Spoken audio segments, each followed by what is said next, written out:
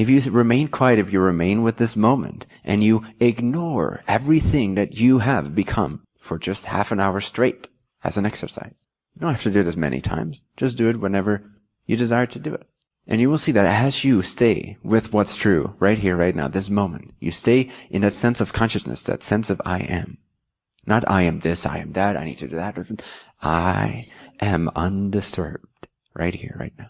It will eliminate many, many layers of false constructs. It can be a little scary, but it's not really, because the presence you discover, the stability you discover, is that much more reliable, is actually that much more desirable than feeling sort of flimsy and pretending that it's safe, pretending that you know who you are, pretending that you're a strong person. It's much more reliable and solid to actually not be a strong person at all, because then your sense of identity shifts from the fragility of the self-made construct that is bound to disappear. In fact, it already doesn't exist even while you think it does. The personality never really existed in that sense. Those walls never really existed. And when you discover this, the I am starts shining forth into your experience more and more. And the I am, what is the I am? The I am is the isness that makes up this, that makes up my brain, that makes up your brain, that makes up the space in between us. Everything that is, no? Can you see that everything that is? There's a major clue right there. Everything that is. Get it?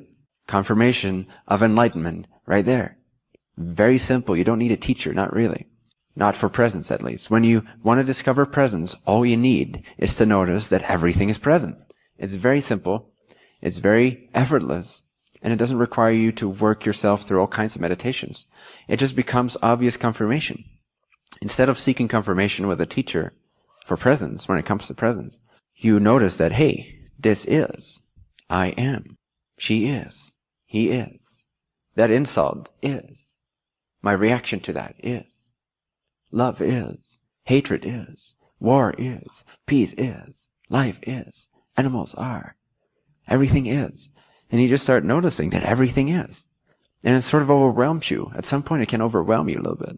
When you're still identified with the person, when the person then sort of penetrates its own bubble and isness starts leaking into its bubble of experience, it can be a little bit overwhelming. But only because you have set up parameters as to who you are.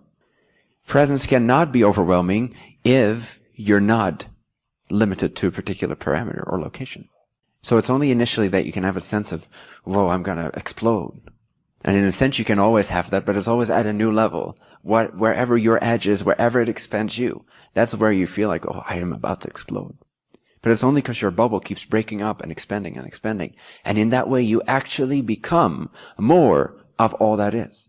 Your consciousness, that recognizes I am right now as I speak to you, that very consciousness will expand and become more of all that is. So the I am practice is very helpful in that initial expansion from the person to the presence that is everything that is.